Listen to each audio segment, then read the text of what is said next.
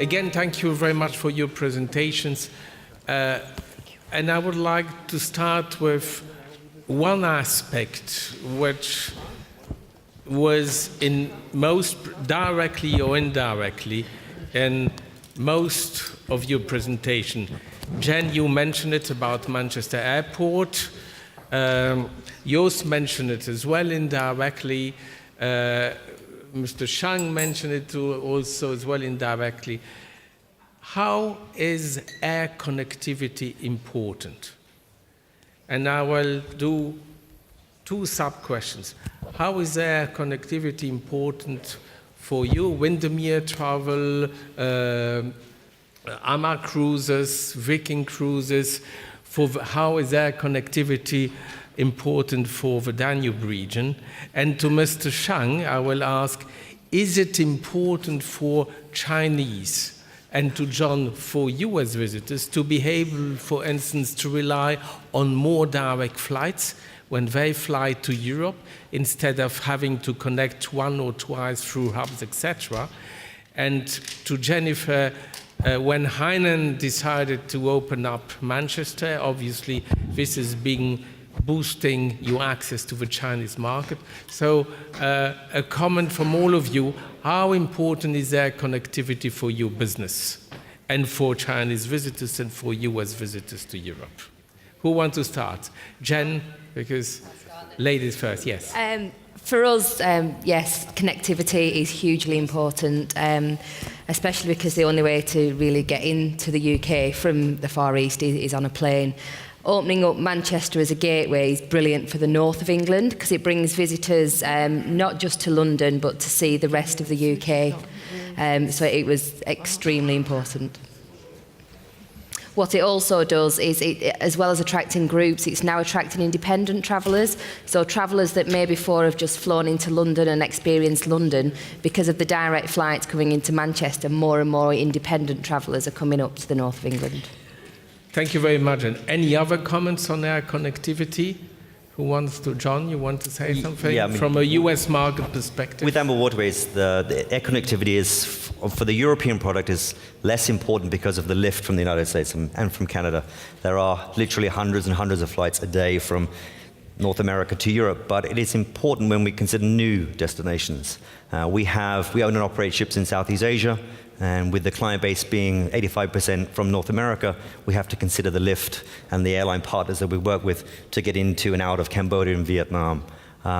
We are currently developing new products, and one of the first things we always do is talk to the air department about how much lift is there from North America to the new destination that we're considering. It's one of the most important criteria. Mr. Shang, you mentioned a number of cities as important source markets for Chinese visitors. Of course, you mentioned Beijing, you mentioned Shanghai, you mentioned Shenzhen, etc. But you mentioned also other cities, not located on the east coast of China, but which are more located in the center of China. Do these cities have enough direct air connections with Europe? And if there would be more air connections from these cities to Europe, would that facilitate opening up these markets and encourage people to fly to Europe? Okay, thank you for the question. And I think the current situation is so not only in the eastern regions of China have good perfect facilities like airports and something like that. And even the western provinces, and we will see Beijing, Shanghai, Guangzhou, and Shenzhen as the first linear city of China, and the second, even the third group of cities have already built their own international airports with direct flights to Paris, to Frankfurt, to Amsterdam, and other main transport cannot point of European countries. And I want to stress one point, and not only this, that's the current situation, and everyone who has traveled to China has such experience that China developed every day very fastly and very rapidly, and in terms of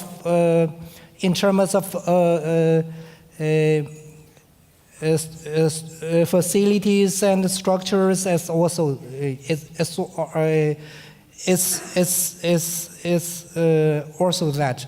And I will say that because this year the Chinese Europe tourism year, and the Chinese government has make everything ready to invest more, a record sum of money to the facility constructions, as also in other services. So that's my impression to this point. Very good. So we can expect also better flight connections, increased flight connections with the central and western provinces of China. And I want to add to this point. I've heard last week, because we have also invited the president of ETOA to attend our historical summit or ceremony in our event, organized, hosted event by us in the European Parliament. That's we have signed a MOA between China and Europe, between European Parliament and ETC, and so in this to this point, I want to say I've heard a statistic made by the director of Chinese Tourist Academy. And she has told us every week there are more than over 2,000 flights between China and Europe every week. So that's indeed an increased air capacity, which all our enterprises should benefit. May I perhaps open the floor now to the audience? And who would like to ask a question to one or all of our speakers? And when you do that, if I may kindly ask you to also state your name and the country you are coming from and your enterprise you represent. Please, sir, you have the floor. My name is Giuseppe Roma from Touring Club of Italy.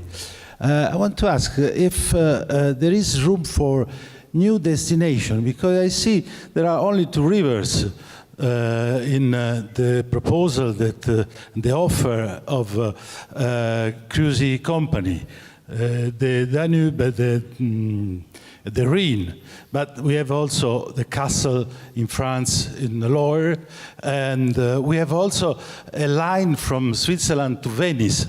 So my question is if you think that Chinese are interested in other places and not only the most frequent supply that you have. Who would like to answer the question? Well, I mean, I can tell you from the European cruise perspective, we're not just on the Rhine and Danube.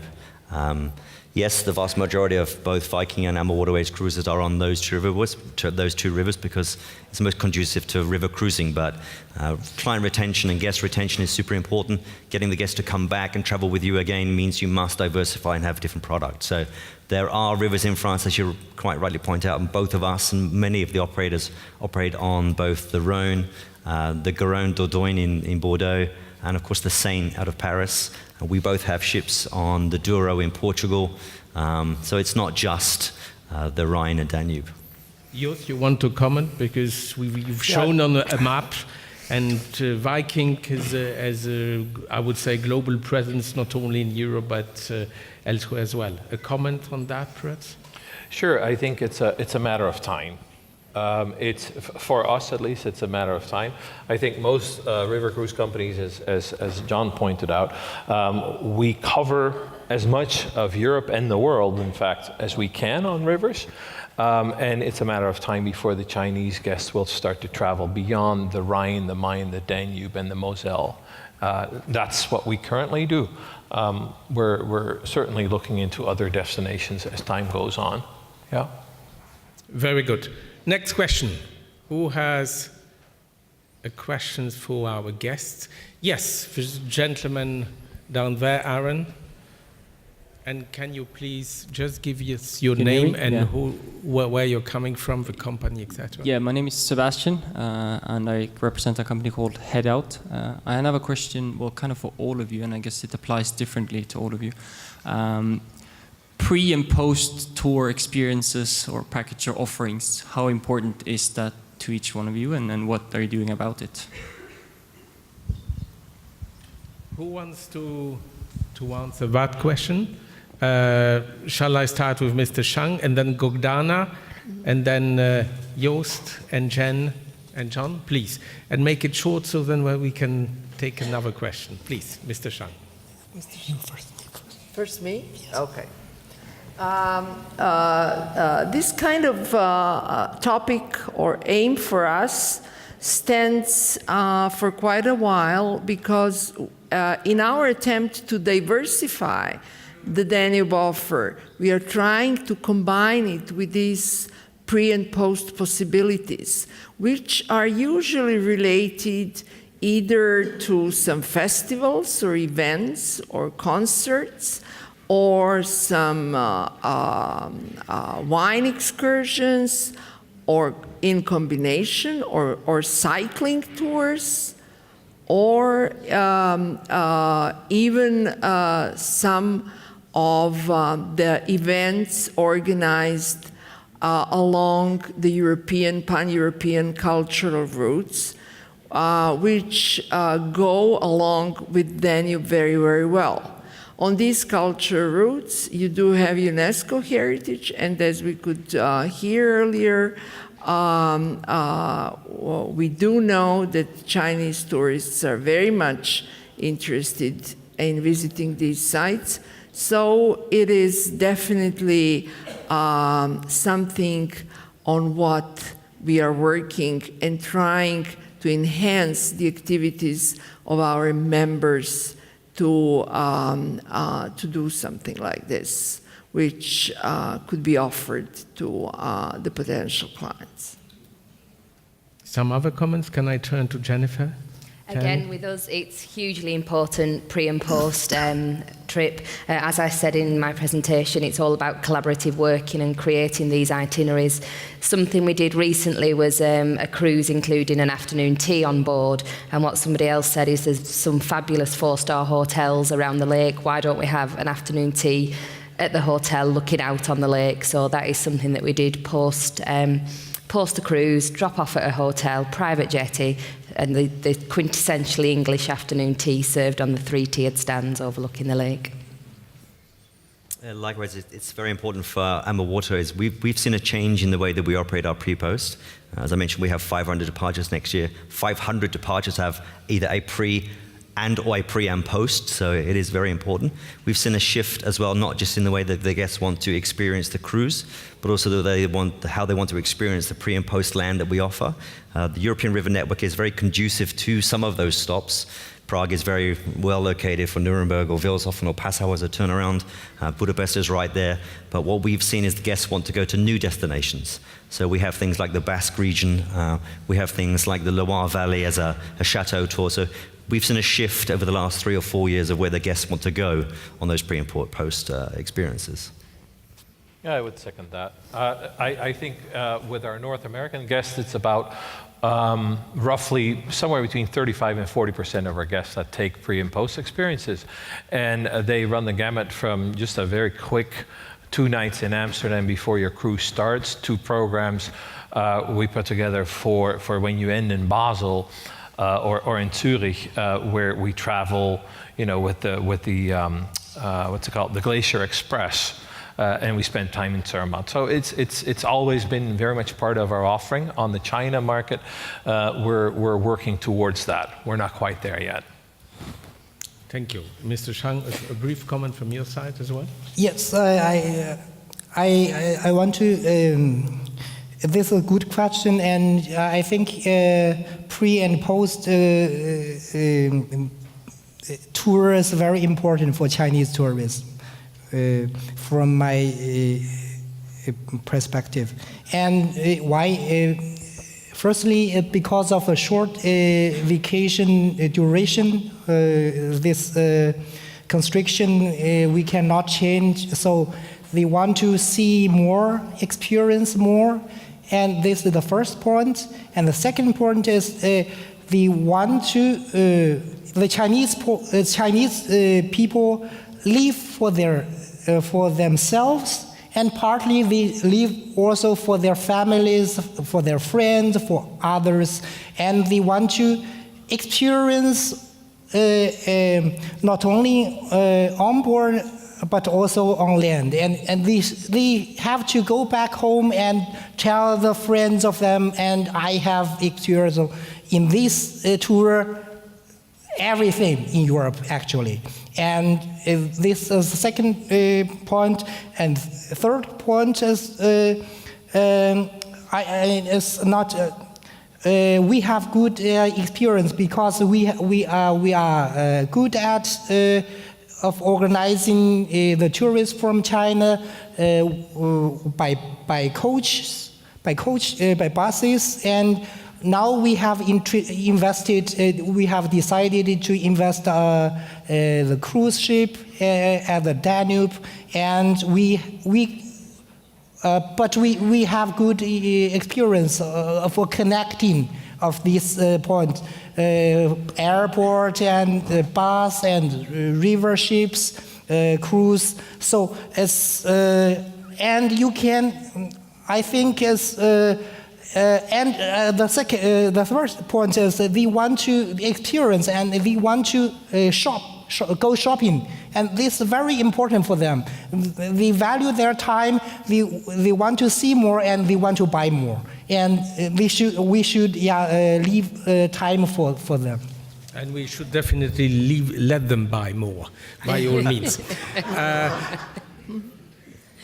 I'm happy to take a last question. Yes, sir, please. Paulina is bringing the microphone, and with your permission, if you can state your name and the company you represent. Yes, it's working. I think that most of the Chinese are very shy. I'm only one exceptional. My name is Benny Wang, based in Shanghai. Our company name is Yu Group China Travel, and we have the office in London as well. So my question actually comes to Viking Cruise, because in recent years we see a lot of things happening in China for the cruise company industry. But of course, a year ago there's a lot of the challenge over there. So we understand from my knowledge, eventually in very highly developed Germany market, the direct sales are about 30% for the cruise company. So the cruise company oriented like the very knowledgeable market. So you certainly have the knowledge, the consulting. This is the way have a lot of the middlemen in the middle. My question will be, so how do you differentiate the China market in terms between the resale and the direct market, direct to the public?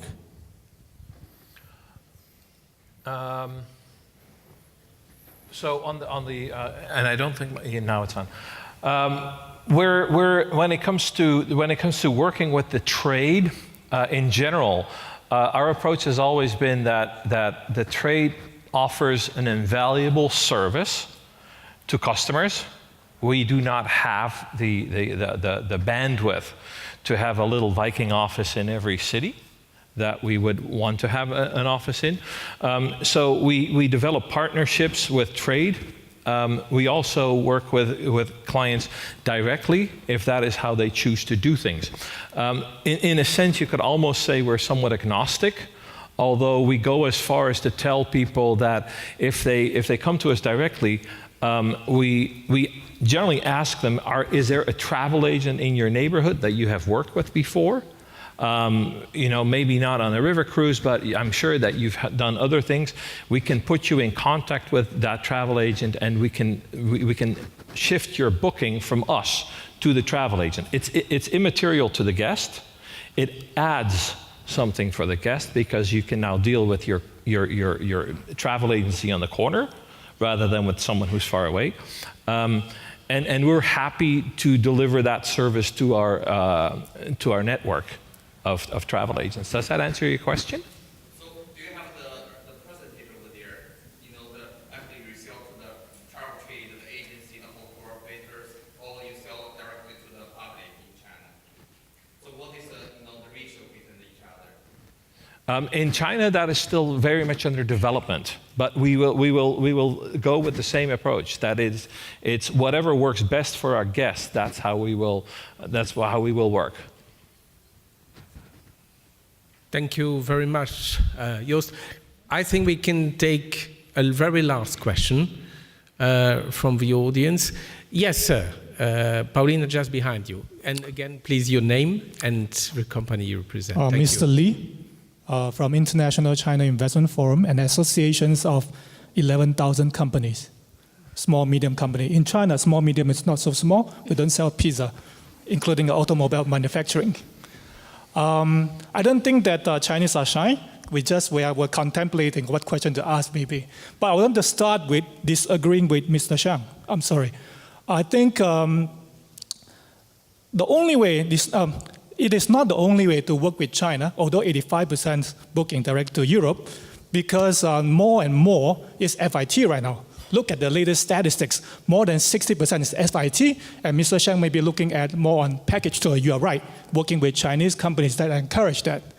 A good success case that will be Booking.com, for example. So coming to my question, last week I was in Belgrade as a speaker to the China outbound travel market invited by Belgrade Tourism Board.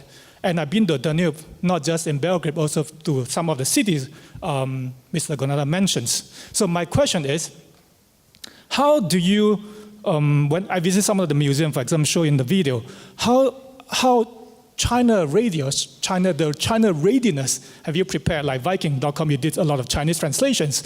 And the cities along the Danube River that I have been is not so China ready. So what is the plans, the pipelines you're thinking to promote, just like the Mekong River that we shared just now early on? Thank you very much. Who wants to take that? I think Gordana, you were mentioned, or Danko, you would like to make a comment? To make a long speech short, the immediate answer is no. There is a very little investment of that kind along the Danube. There are some good practice examples. The Belgrade is one of those, and some other cities where there is science in Chinese, but there is a growing understanding that the Chinese market is something that we all should be open to. There is a growing understanding that because of the language barrier, because of cultural differences, people on the spot should invest more and more in order to be more, I say, customer friendly when it comes to that.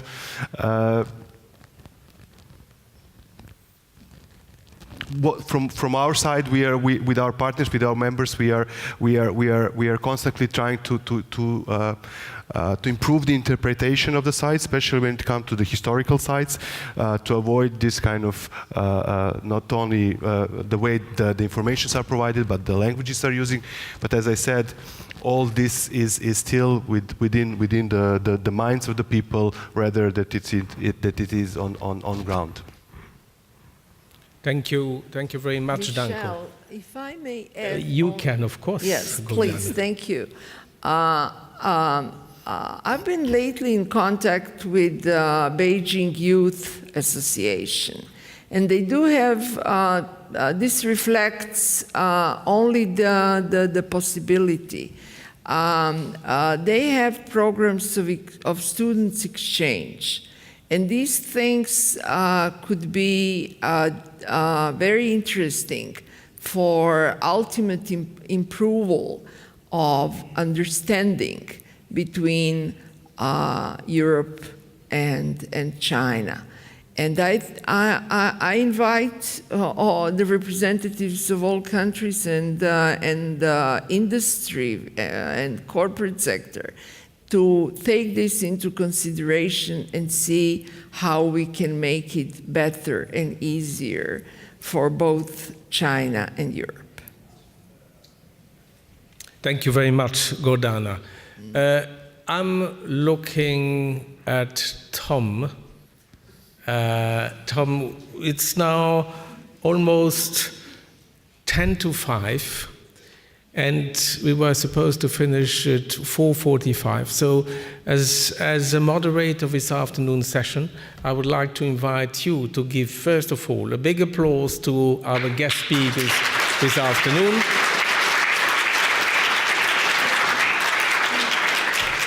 Thank you very much from my side for being so disciplined, and you all stick to the 20 minutes. John is the winner with a presentation of 13 minutes. Thank you very much, John. And this allowed everyone to raise questions. Tom, I think you will make also the housekeeping announcement, because after this there is a drink being served, so you don't need to rush away.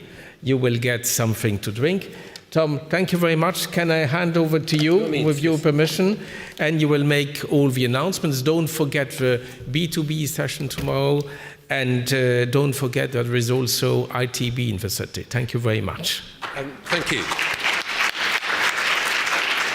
Ladies and gentlemen, I will not be long. I just want to give a personal thanks to the panelists and to the chairman. I learned a lot today. I think what I particularly appreciated was that there was a real balance between the promise that is the China market, and China represents a huge opportunity for Europe, and I think we all recognize that. But it's also a huge challenge, because it is a market which is young, it's dynamic, and it will throw down all kinds of challenges in terms of our ability to devise products to meet this changing, new and dynamic market. But at the same time, we have the United States. And the United States is a market of proven excellence for Europe. It's been the most important long-haul contributor to our sales for tens and tens of years, well, nearly 100 years. And in the old phrase in business, which I particularly like, is that they're an old friend, and you cannot have new old friends. It's a market to be treasured.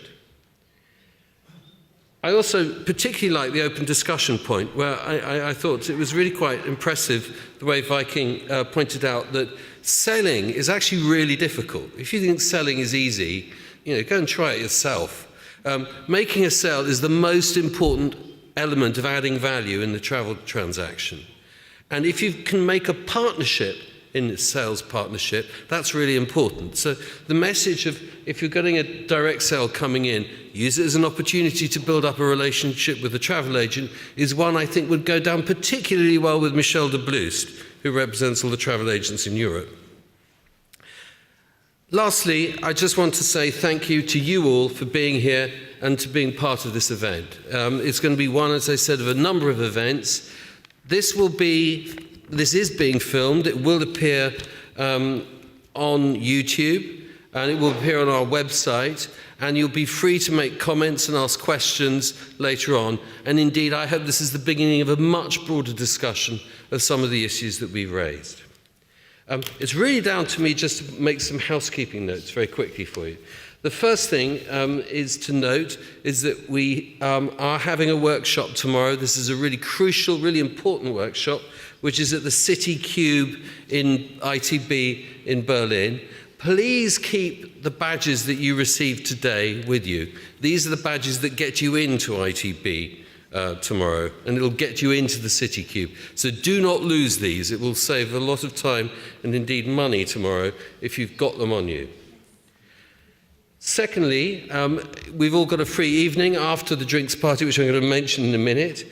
The most important thing is that if you're staying in this hotel, and the Chinese guests I know are staying in the hotel, please meet in the hotel lobby at 7:30. Breakfast, as you know, is included, but at 7:30 you want to be in the lobby, where we have 2 transfer coaches taking you to the City Cube. We have refreshments also lined up in the City Cube for anyone arriving after about 8:30. If you have any questions about the workshop, Alberto and Yamin are going to be circulating in the reception. In fact, ask any of the ETOA staff if you have any of the questions about the workshop. And lastly, I'm absolutely delighted to say that drinks are being served as we speak. They're sponsored by the Maritime Hotel. I believe we have the general manager here. I don't know whether the general manager, Chris Young, wishes to say a word now or during the reception. What do you want to do, Chris? You've got such a brilliant voice. Chris, over here. Chris.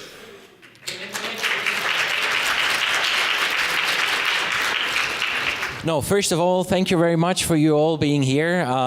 Our partnership with Tom and the ETOA has reached long back, and it started in London, where I was GM before I came back here to Berlin.